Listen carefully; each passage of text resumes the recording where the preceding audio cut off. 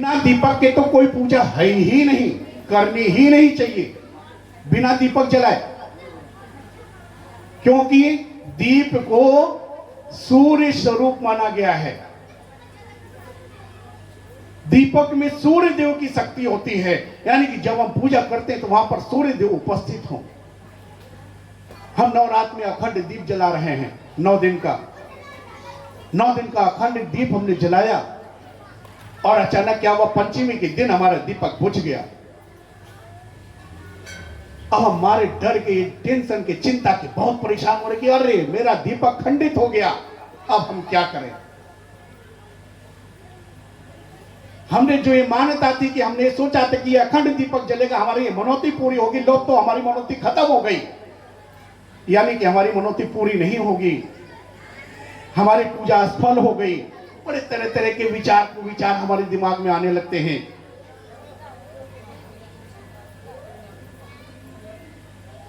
इस तरह के जब विचार आते हैं,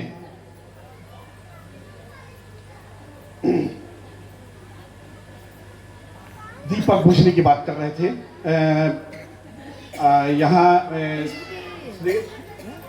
देखो ये टिल्लू भैया के वहाँ क्या कोई दिक्कत है, बहुत देर से परेशान है। तो दीपक देखिए, नवरात्र में आपने दीपक जलाया, अखंड दीप जलाया और दीपक खंडित हो गया, दीपक बुझ गया, दीपक खंडित हो गया। तो एक तरीका है जिससे आपका वो खंडित खत्म हो जाएगा और आपका दीपक अखंड माना जाएगा। आप क्या करें, आप दूसरे दिन सूर्योदय का इंतजार करें, और जब सूर्योदय हो तो आप अपनी अखंड ज्योति ले जाके वहां पर दीपक जलाएं और सूर्य के दर्शन कराएं उस दीपक को। जब सूर्य के दर्शन कराएंगे तो जो खंडित हुआ है वो खत्म हो जाएगा और वो दीपक फिर से अखंडित हो जाएगा, आपका वो खंडित नहीं माना जाएगा। तो दीपक में सूर्य की शक्ति होती है, सूर्य हमारे सामने मौजूद होते हैं, तभी हम कोई पूजा पाठ करते हैं। तो सबसे पहले दीपक को जला लें। दीपक को जलाने के बाद देखिए, एक गौमुखी होती है, गौमुखी कपड़े की इस तरह की होती है, और कहीं कहीं आप देखेंगे तो एक लंबी सी उसमें से इतना बड़ा लटका हुआ एक नीचे कपड़ा, वो उसको भी गौमुखी कहते हैं। वो बनता है कि वो कपड़ा यहां तक आ जाता है और नीचे माला हो जाती है, जा सकते हैं। लेकिन ज्यादातर यही गोमुखी आपको मिलेगी मार्केट में भी, तो आप गोमुखी जरूर लेंगे। हमारे अतुल भाई ने बोला था कि जब माला के लिए कहा था तो साथ में कह देना था कि भैया गौमुखी का भी शुल्क दे दो, तो साथ में आपको गौमुखी भी दे दी जाए।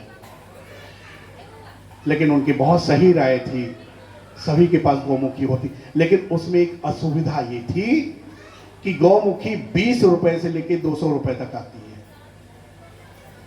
गौमुखी आप घर में भी यूज कर रहे हैं, आप अपना जब तीर्थ स्थान पे गए तो भी लेके जा रहे हैं। तो गौमुखी आप अपनी पसंद की खरीदे कि हमें कैसी लेनी है, अच्छी, खराब, महंगी, सस्ती, जैसी लेनी चाहे गौमुखी आप अपनी पसंद की खरीदें।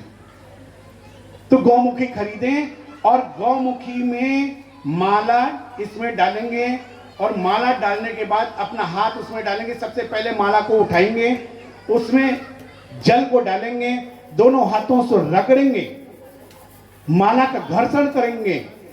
जल डालने के बाद दोनों हाथों से रगड़ेंगे, और रगड़ने के बाद जो इसमें ये है सुमेरु मन का जो है, इसको अपने चूमेंगे, दोनों आंखों से लगाएंगे, और फिर इस थैली में डालेंगे गौमुखी में। गौमुखी में इन उंगलियों से पकड़ के, आप मध्यमा से अंगुष्ठ से पकड़ के हाथ अंदर करेंगे, और जो तर्जनी उंगली है इसको बाहर निकाल देंगे।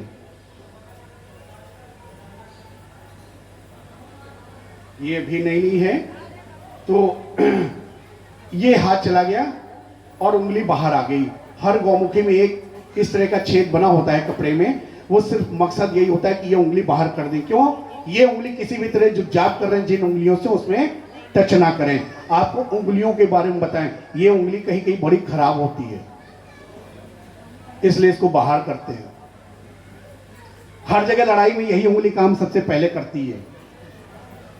दिखाने वाला उंगली दिखानी, इसी उंगली से ये लड़ाई लड़ी जाती है सबसे पहले। और आपको बताएं, हमारी जो 5 उंगलियां हैं उनका सबका अपना अपना काम है और सबका अपना अपना महत्व है। जो ये